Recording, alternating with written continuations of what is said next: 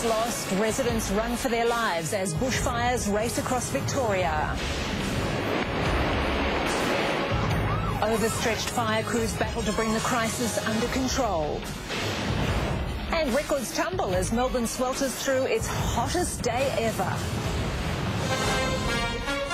Live from Melbourne, this is 7 News with Jennifer Kite. Good evening. Victoria's worst fears have been realised today with wild winds whipping up dozens of fires around the state. Homes have been lost.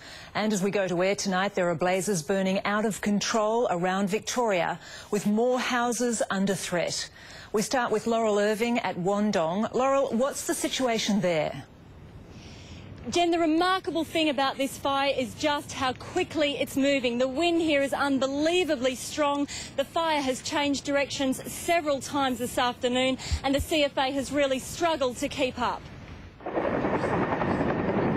A chilling sight. In just seconds, the flames raced up the hill towards a homestead. Helicopters and the sky crane buzzed through the smoke haze, frantically dumping water on the running fire and desperately trying to save homes. This house in Wandong's northern outskirts escaped. Others, though, were simply no match for the ferocity of the ravenous blaze.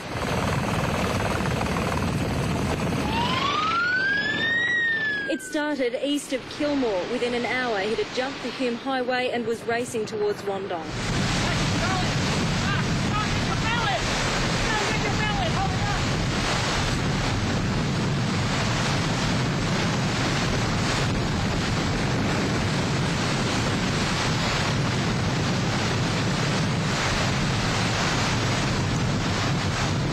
Panicked residents had little or no warning.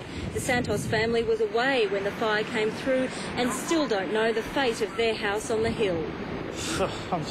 I'm numb. We've just seen flames going past it and we can't see the house though, so hopefully everything's all right, you know. The cat is inside the house, so we don't know if she's going to survive. Some residents chose to stay and protect their homes and some of them appeared relaxed. Others, though, packed their precious possessions and fled. This couple packed 2 cars full to escape to Kilmore. I've got so much stuff here that I want to take and I can't grab, and you know, I got my boat and fish tanks and all that sort of stuff. It's a little bit scary thinking that it's, just all might go just like that. John, I think we're going to have to move. Well, hang on, we're all right. Yep, I'm out of here. The blaze began around midday, but with winds gusting up to 100 kilometres an hour, it's already estimated to have burned more than 2,000 hectares and an unknown number of houses. The size isn't the problem, it's that it's burning in such a built-up area with so many houses in its path. It's still pushing southeast towards the Whittlesea area, and the wing has swung the fire in several directions. Many residents simply don't know whether or not they're safe, as the fire burns close to homes where overstretched CFA crews are yet to reach.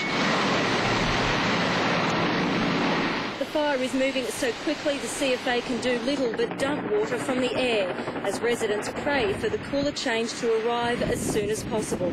Laurel Irving, 7 News. Embers blown by the ferocious winds have triggered spot fires kilometres away from the main blaze. Kate Osborne is at one such spot fire. Kate, what's the situation? Jen, I'm at Glenvale, that's southeast of Wandong and north of Whittlesea, and the flames here have been coming down over this ridge for the last half hour and are now almost upon us. The residents here have had to make the agonising decision: do they stay, do they go? Some have decided to stay, and we spoke to them a short time ago as they tried desperately to save their homes. Okay, well, we've put our plan into action, and at the moment we're getting ready to go indoors as soon as we have to. I've covered the north-facing windows. I've blocked up the down pipes, so we've filled the gutters with water. I've taken all the mats in, the animals are inside, and we're just doing all we can and just praying that we'll be safe. How worried are you? Well, there's no point in worrying. You're too busy thinking about what you're doing, so the worry might come later. Just trying to wet it down, filling the gutters, clearing stuff from the fire load, just trying to stop stuff. How worried are you? I'm more worried than I should be. Very, very windy. It's really windy. We've seen things flying like half roofs, a little piece of a roof. And you've just decided now's the time to get out? Yeah. We can't stand no more. We've tried our best. My mate has been begging me to get out of here, so we gotta have to get out. Dangerous. And of course, Jen, as the residents try to save their homes, they're also worrying about their neighbours, and some are panicking here, they tell me, because they can't get hold of them. So a very few tense hours ahead as they wait for the worst of the fire front to pass, Jen. Thank you, Kate. Gippsland is also under threat tonight, with strong winds whipping up that fierce blaze burning in the Bunyip State Forest. A number of towns were in the firing line, where residents have been forced to decide whether they flee or stay to fight the fire. Ben McNair has more. Just after 1, the blaze roared to life, tearing through more than 165 hectares of the Bunyip State Forest towards the town of Labatouche. In less than an hour, homes were under attack. Conditions too hot for ground crews, aerial bombers were the town's only defence. But there was little they could do to save some homes. Many residents were forced to flee. Starting to catch on fire, and we've got about close to 100 dogs and about 250 cows there. And, yeah, taken everything out because it's not good. As the focus turned to asset protection, reinforcements were called in, more than 60 trucks. We won't know until after the fire calms down and we can safely get crews out there to go around and see what the losses are. A spot fire jumped the Princes Highway at Longwarry, threatening more homes. I think the way the wind's blowing, I think we'll be right. As you can see, there's not too much scrub here, but further back towards Labatouche and Jindavick and out that way, there's a lot of trouble. Flames again threatened major transmission lines, putting Melbourne's power grid at risk.